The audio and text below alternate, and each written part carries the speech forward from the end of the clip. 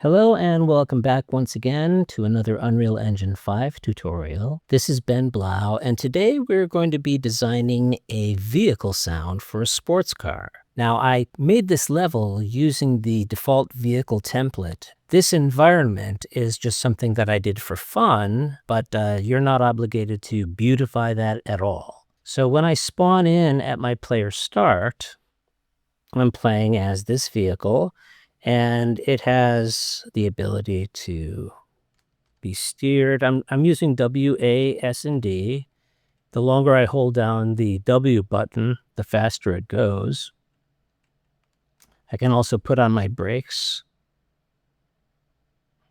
I obeyed the law there. Okay, so it's a fundamentally working car. So before I started shooting this video, I curated some better sounds than I used in class, and I put them here inside this vehicle sounds folder, which I'll double click. I made a subfolder for engine because you never know, I might want some other sounds related to the car, like a horn maybe, or a police siren, you never know. But this is just the engine. And I dragged my wave assets into here. Now, some of these are one-shots, like the brake squeak. But some of them are looping assets. And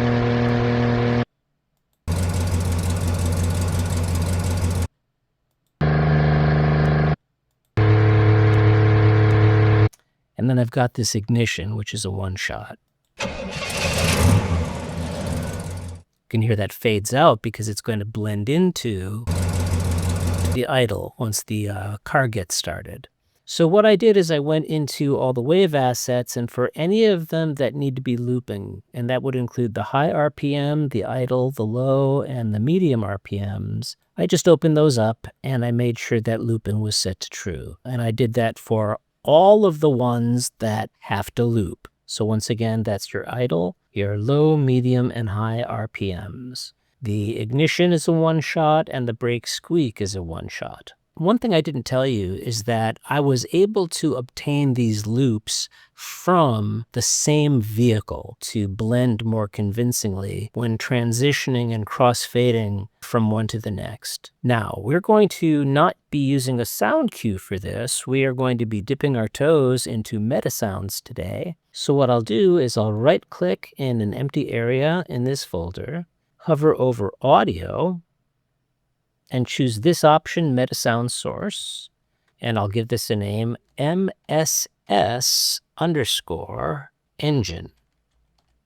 or car engine maybe. MSS for MetaSound Source _ car engine, and I can double click that to open it up. By default, a MetaSound source is mono, but I don't know if you noticed this, that the samples that I brought in are stereo. And normally I do advocate for mono sound effects if they have to appear as though they're coming from a specific location. But I'm going to be playing these as 2D sounds because they're going to travel along with the car, and it really only matters in this particular context what the player is experiencing. So I didn't mind the fact that they were stereo, so I left them that way. So let's go back to our MetaSound source, and we're going to change the output format to stereo. The way to do that is to click this cogwheel that says Edit MetaSound Source Settings, and then in the output format, we're going to go from mono to stereo. And you can see it goes to quad 5.1 and 7.1, all of which are surround sound formats. But for today, we'll use stereo. And now I've got a left output and a right output. So we are going to need wave players in the same sense that we did in sound cues. So to get those, we right-click and we search for wave player. And be careful, because the first thing that gets highlighted here is a wave table player, and that is not what we need. We need a wave player 2.0 stereo. And we are going to need 4 of these. So once I have the first one, I can Control or Command D to duplicate. And ultimately, I want 4.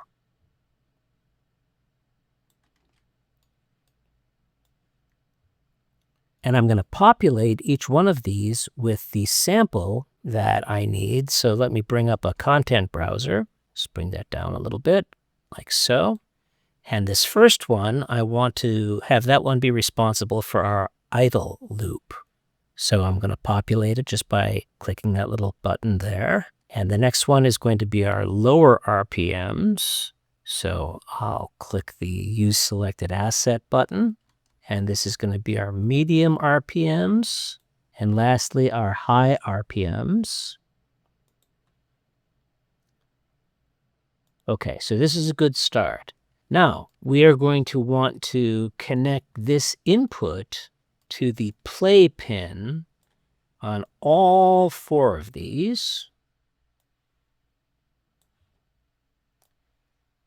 And just like what we had to do in sound cues for wave players, despite the fact that the wave assets themselves are set to looping, the wave player must be set to looping. So don't forget to do that, because otherwise the sound is only going to play for a very short time. In fact, I used very short duration samples to make these loops. So now that we've got those, let's move this over a little bit. And what we want to do is to have the ability to crossfade among all 4 of these. And to do that, we are going to need a crossfade node. So we can right-click on the graph and search for crossfade. We want a crossfade for the number of wave players that we have, which is 4 of them. Unfortunately, the crossfade node is only mono, so we're going to need 2 of these, one for the left and one for the right. And we have to be careful when we hook these up, because if I look at my first wave player, out left is going to go into index 0 of our first crossfade node, and out right is going to go into index 0 of our other crossfade node, because one of these is going to be responsible for the left side of the stereo sample, and the other one is going to be responsible for the right side. So try not to get these mixed up, because it's going to cause you grief later. So that's going into in1, and this is also going into in1, just on the other crossfade node. So out left, this is going to go into in2 on there. Out right will go into in2 on there. And let me just bring these down a little bit so I can see better. And the last one, out left, is going into in3, and right will go into in3 as well. Now, if I wanted to at this point, I could simply just connect the outputs of the crossfade nodes to the left final output and the right final output of this MetaSound source. However, we need to specify a crossfade value. If I hit play right now because the crossfade value is defaulted to 0, we would only be hearing the idle, I think. Yeah, that's it, the idle. Now, what if I set that on both of these to the next index, which is 1? Then I would be hearing that sample. And if I set this to 2 on both of them, the next sample, our medium RPM, and then remember this is 0 indexed, so it only goes up to 3, 3, and 3, we'll hear our high RPMs. But I want a way to smoothly crossfade among these. The best way to do that is to pull off our crossfade value here, and when we release, we can use this, promote to graph input. Graph inputs are interesting because in this case it's a float value, so it's smoothly and continuously variable. And it can be a knob or it can be a slider if you want. If I have this highlighted, I can go down to the widget under editor options and change it from a knob to a slider. And it will still do the same thing. And I want to make sure that the range is what it needs to be. In this case, there are 4 indices starting at 0. So we want the range to go from 0 to 3.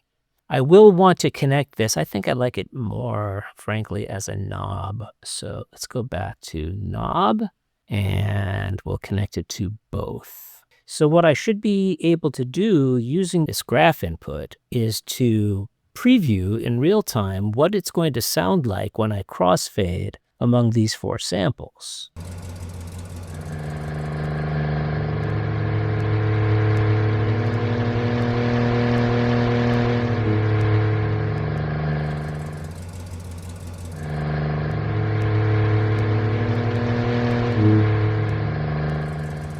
But that's only part of the picture, so let me stop the MetaSound.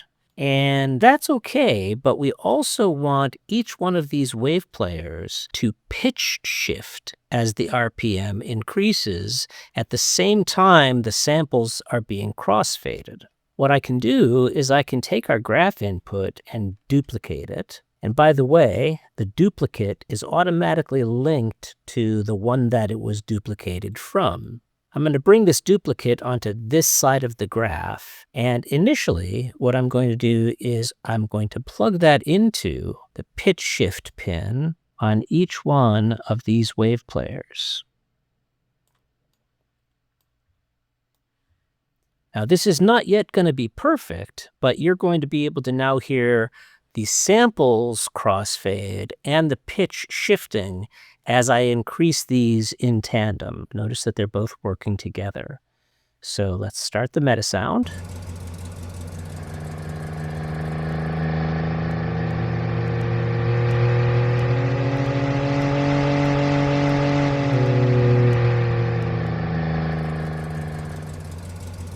Now, this is not bad, but I want you to listen carefully and notice something.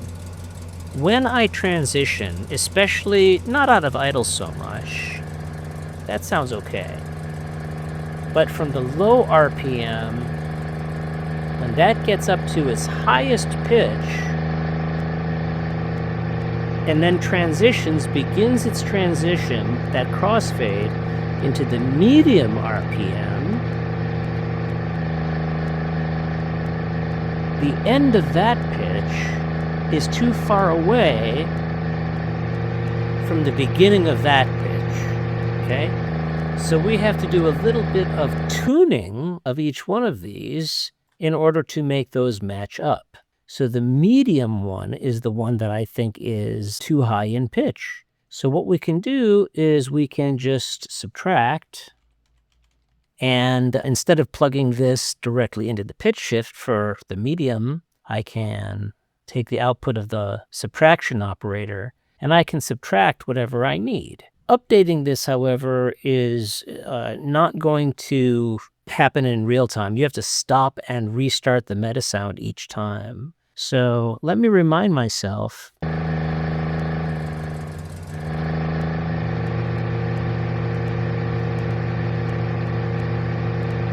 So let's reduce this. We'll subtract something like, well, let's start with 2, and we're going to listen.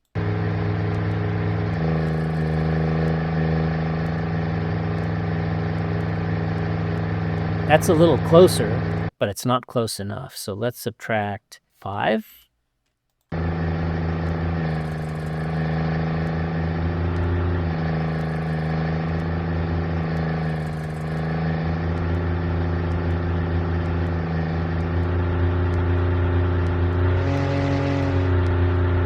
So that's a better transition. And now the medium into the high RPM.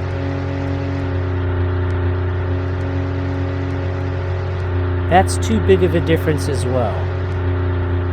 So we'll stop the MetaSound, and we'll do another subtract from here. And that will go into the pitch shift pin on the high RPM. And I'm just going to estimate again 5, and we'll see how it sounds.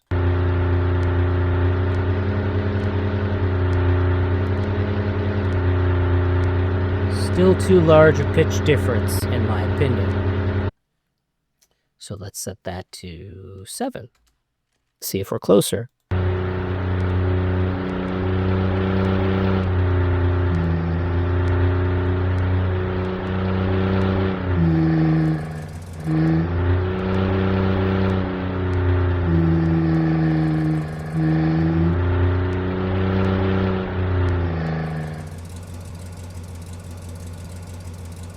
So I want one more wave player up here. Wave player. And that's going to be a stereo wave player. This one will not be looping because what I'm going to place inside of there is the ignition asset. And we still have to use this on play, plugging it into here. But before I do, I'm going to use a node called trigger delay. And we're going to offset, actually, I beg your pardon, the trigger delay does not belong here. The trigger delay really belongs here before it goes into idle. Because the first thing that we're going to want to hear when the crossfade value is at 0, we're going to want to hear the ignition first. So we're going to go from our input instantly to the play right there on that ignition. And I'm going to have to delay this by some amount of time to allow this ignition to blend into the idle.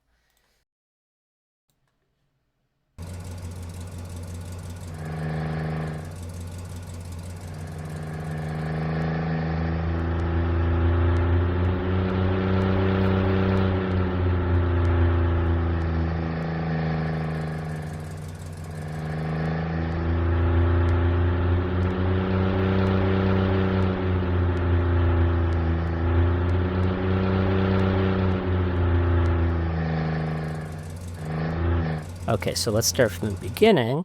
Now we have to find a way to combine the left and right outs from our collection of stereo wave players and our ignition. So I think for that we'll use a 2-channel stereo mixer. Make sure you notice that there are mono mixers and there are stereo mixers. I want a stereo mixer. And this can go into input left and right, so I'll be able to hear that. There's a convenient gain control there as well, which is nice. And you can cascade mixers together, which is a lovely thing, really. And before this reaches the final output, remember this is the left side. Bring this down here, make it easier to see. And this is the right side of all of our blended layers. And then, of course, the output of this mixer has to reach the very final outputs of the MetaSound.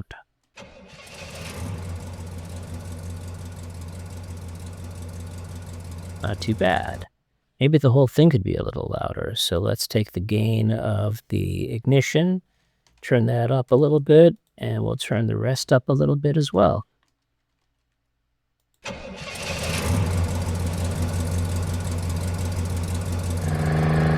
That was overdone on the second channel, so let's do 1.5.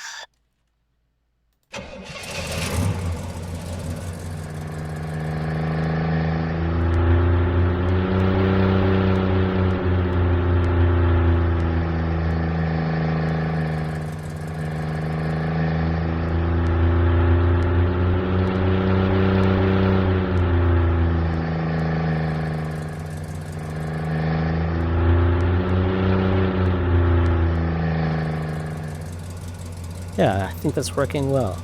So check that out. That's pretty cool. And this guy you don't have to worry about, okay? Leave it in the graph. It does no harm. But this is meant for strictly one-shot sound effects. But this is not a one-shot sound effect because it has looping elements. So that has to stay loaded into memory. What this node does is it basically destroys the sound by the time it reaches the end of it. So on finished, if you were using on finished for a one-shot, that is what would feed that. But it's never going to finish because it's got to remain in memory for as long as we are playing. Okay, so let's save this MSS_car engine, and let's go find our car and add it as an audio component. So the car, I think, is here in the vehicle template, blueprints, sports car, and we've got the sports car pawn. And there's a parent class, but this is where you want to do this implementation. So I want to add our MetaSound as an audio component that is a child of the mesh. So as soon as the car spawns into the world, that should auto-activate. We can check. And yes, it will. Okay, and it will follow the car wherever it goes, and we should be able to hear it at all times.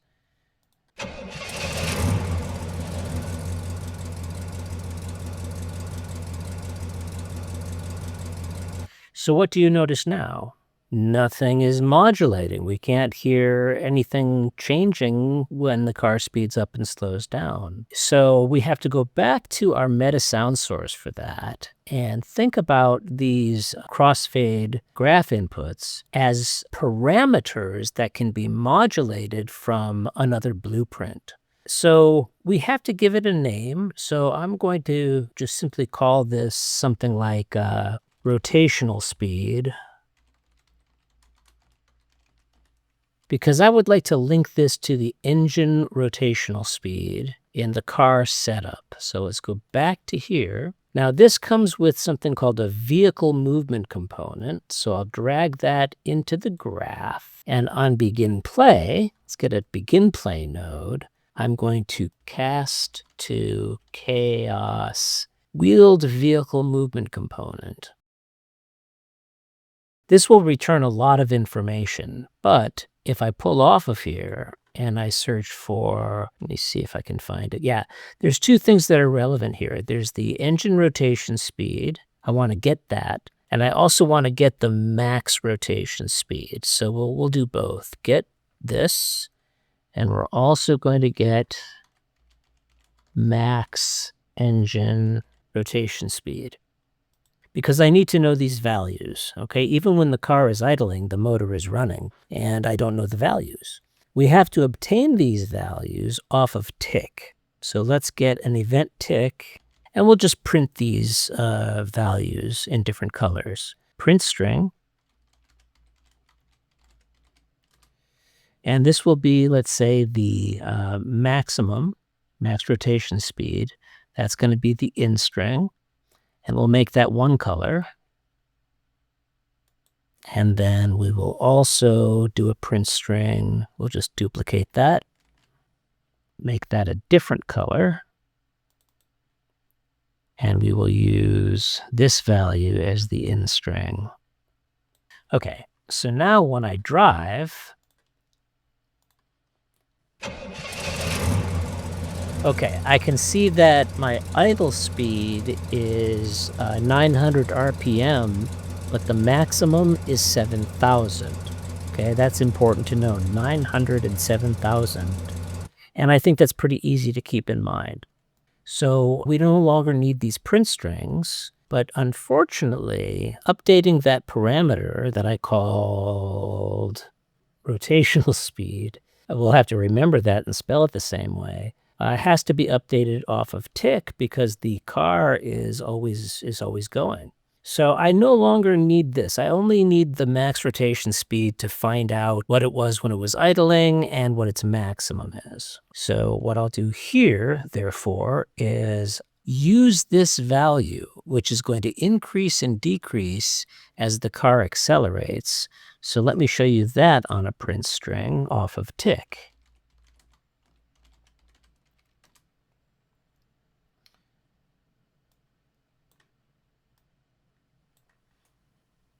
Compile and save. And if I go into play, as I speed up, you'll see that that's going to get higher and higher and higher, and it will top out at 7,000.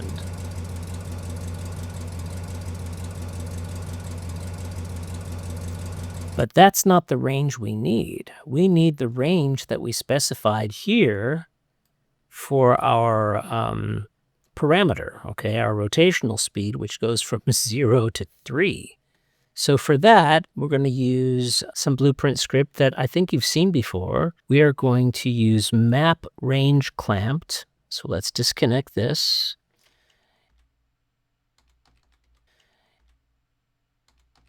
So this is going to take in the actual value, which is between 900 and 7,000.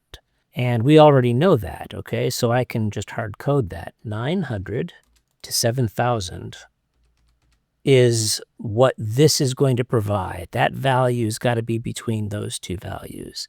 And it's going to be remapped to a range that goes from 0 to 3. And these are floats, so there's plenty of decimal places in between 0 and 3 to cover that range. So we could probably print that to the screen,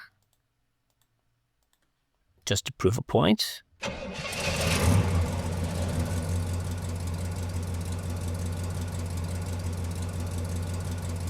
And it's accelerating. It'll top out at 3 eventually, unless I hit a building. So in any case, we'll go back to here, and printing the string is not what we want to do. What we want to do is set that float parameter. And that float parameter is in the MetaSound source, which is an audio component in this blueprint, which I can drag into the graph, and I can set that float parameter. Set float parameter. And you want to make sure you pick the right one. It's not the one whose target is the audio parameter controller interface. It's this other one where the target is the audio component. And that's got to be off of tick because it's smoothly and continuously changing. And the infloat is going to be provided by our map range clamped return value, which is going to be a float value between 0 and 3. So let's compile and save, and hopefully we will experience the fruits of our labor.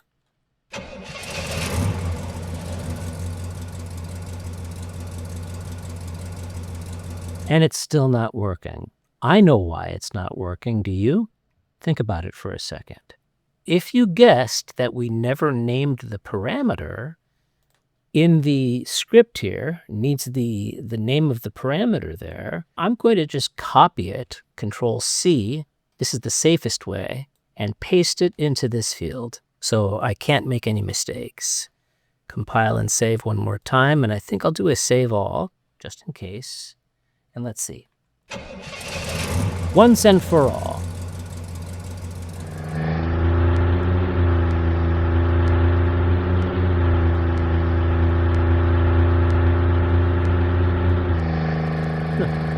Of course, we can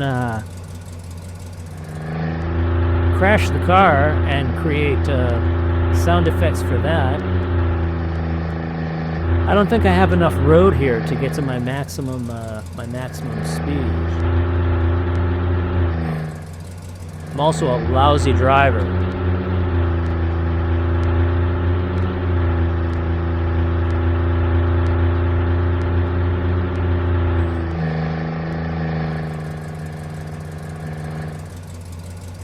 You know, another thing I'm going to do while I think of it is I want to make sure that we can't produce negative numbers if we're rolling backwards. So before I set the infloat here, what I want to do is use a node that will make all these values positive all of the time.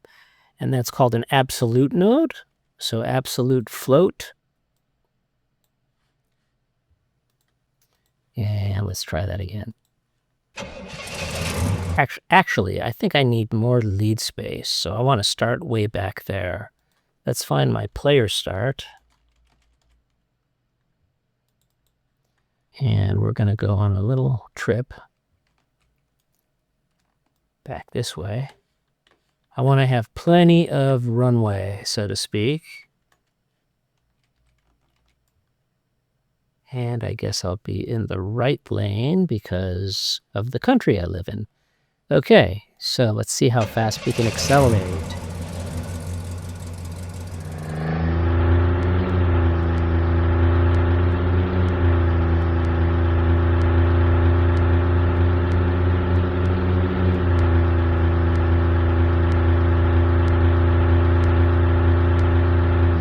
Crash. I didn't make it to 4th gear. We can do one more thing here inside of our MetaSound, and we can interpolate to these values. I like the idea of having it not be so instantaneous. So let's type interp, f-interp2, float interp2. So we can have a target, and that's going to be this, And we're going to have an interp time. Maybe let's do that 0.6 seconds and have that be our crossfade value here.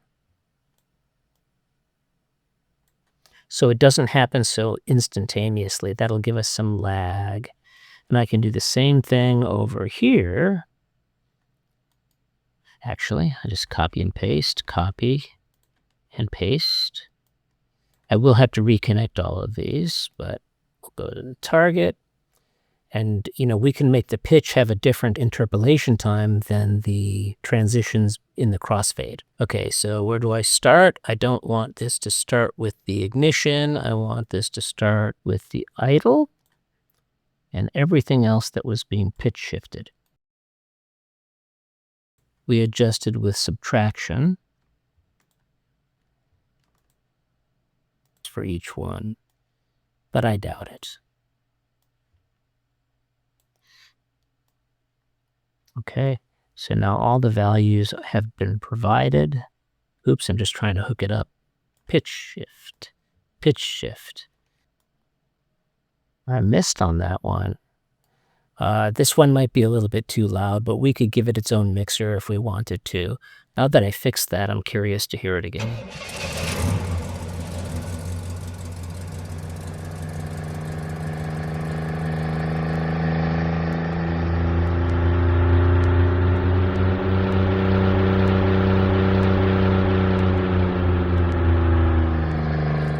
So we should hear exactly that while driving.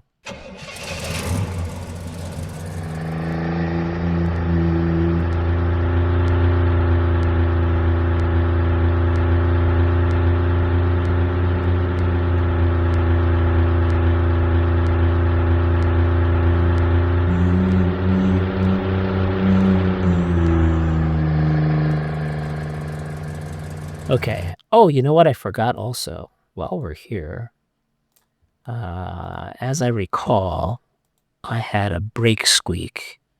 Wonder if we can implement that with very little fuss. Vehicle sounds, engine, brake squeak. I don't think that merits being a MetaSound, so we'll just create a cue for that, and I'll call it brakes _ cue. Save. And we can save our MetaSound, of course, go back into our pawn, spacebar,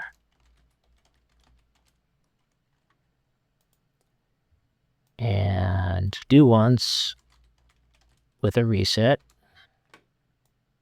which will reset in a moment, and play sound 2D.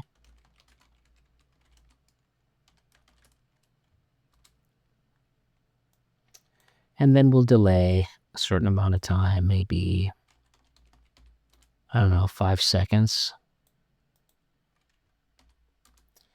And then we'll reset the do once and make sure that we put the brakes cue as the sound. Let's see if that works.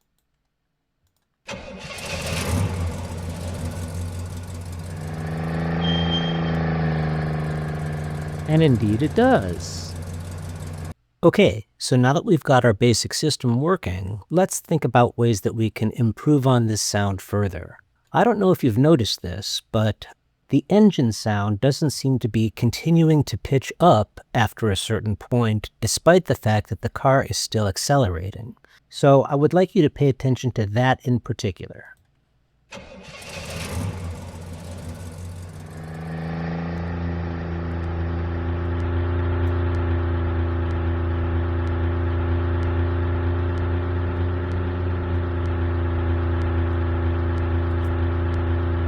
So it sort of tops out at a certain point. So maybe what we need to do here is increase the range for our rotational speed. So let's set that to something a lot higher. Let's try maybe even 12.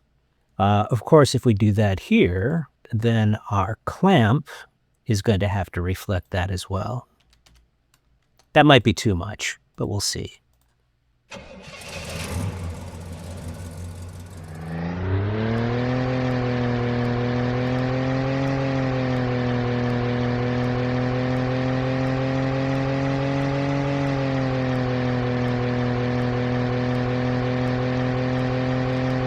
Okay, I don't hate that. Also, sometimes we can provide another layer and have that playing at the same time as our base layer.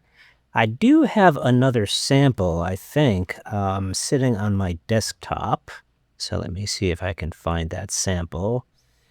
This was from another attempt, so I'm going to just take this one, the fast one. Okay, so let's make the wave looping. So we'll save that. And let's create another wave player in our MetaSound source.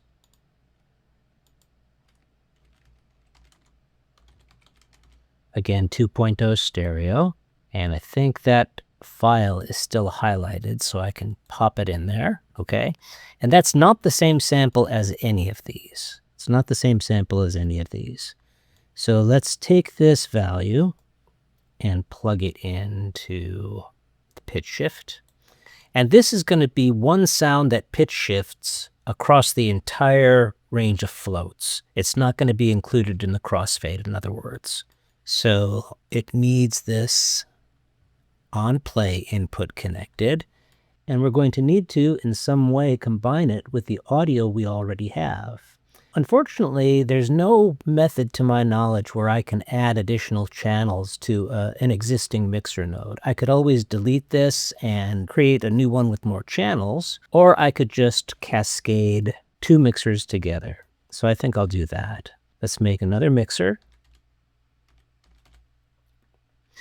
That'll be stereo mixer 2. And I want to use the left and right outputs from this additional wave player to feed in one. And then I can use the outputs of the first mixer to go into the second input there. I know we've got a lot of crossed wires. So now we're basically just summing this all together, and I can change the gain of the signal from both layers, so to speak. So I'm curious just to hear what this sounds like already.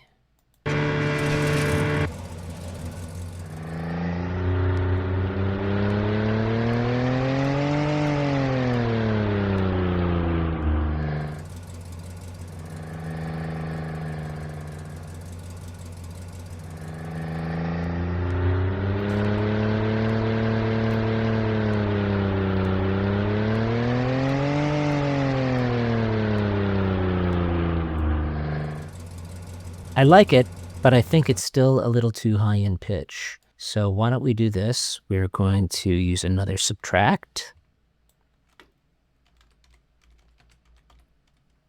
So it doesn't start at such a high pitch, in other words.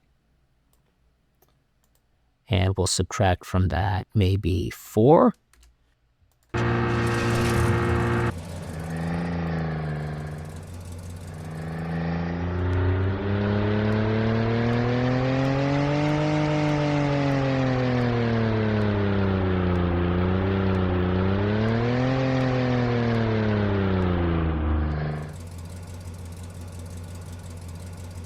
Let's see if it's better with the interpolation.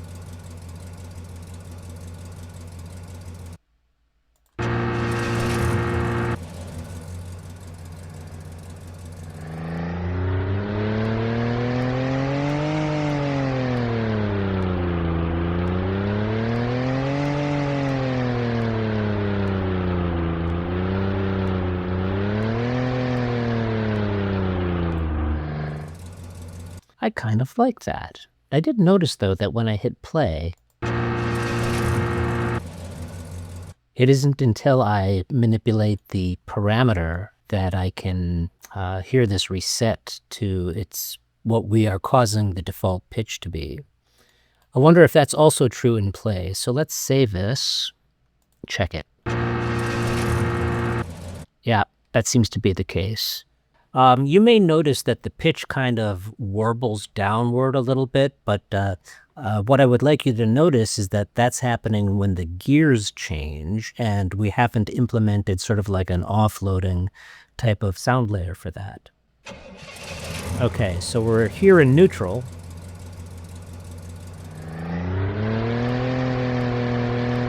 And every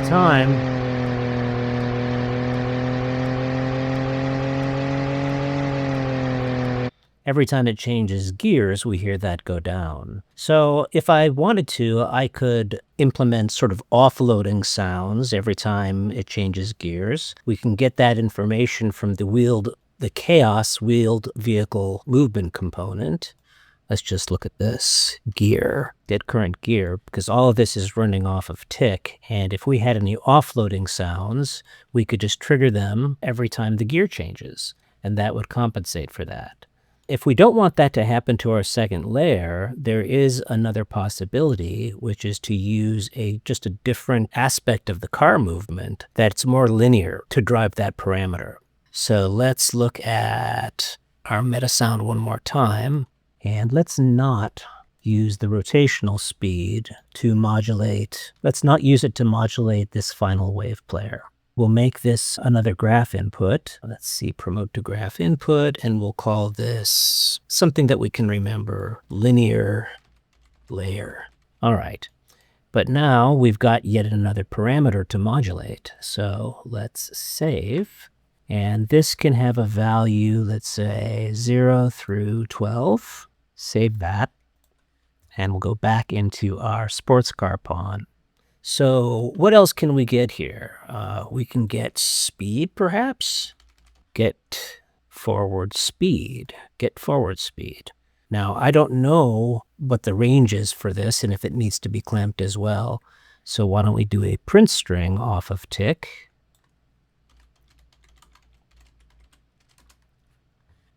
And find out.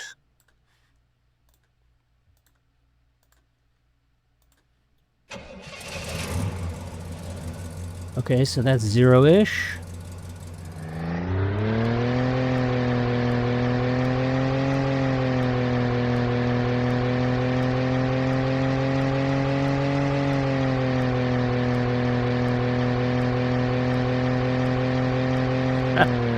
I bet this goes about to 7,000 as well. So let's do another map range clamped. And the value will be the forward speed, like that. And that's going to go from 0 to 7,000 for the in range. And the out range will be from 0 through 12. And then we need to do another set float parameter, not a print string in this case. Set float parameter. And we called it something. We called it linear layer. So we'll copy that and paste that right here.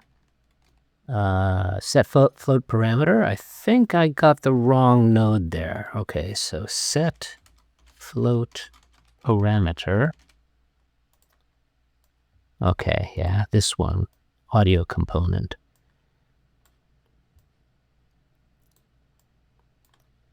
We'll paste that in there. And this will be the in float. Let's see how that goes. My hope is that this will disguise the offloading when the gears change.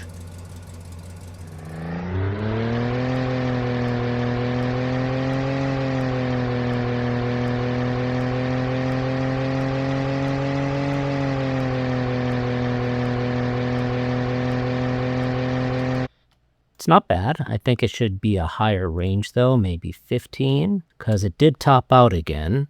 So let's compile and save that. And we'll set this one to go to 15. And I think that ought to do it.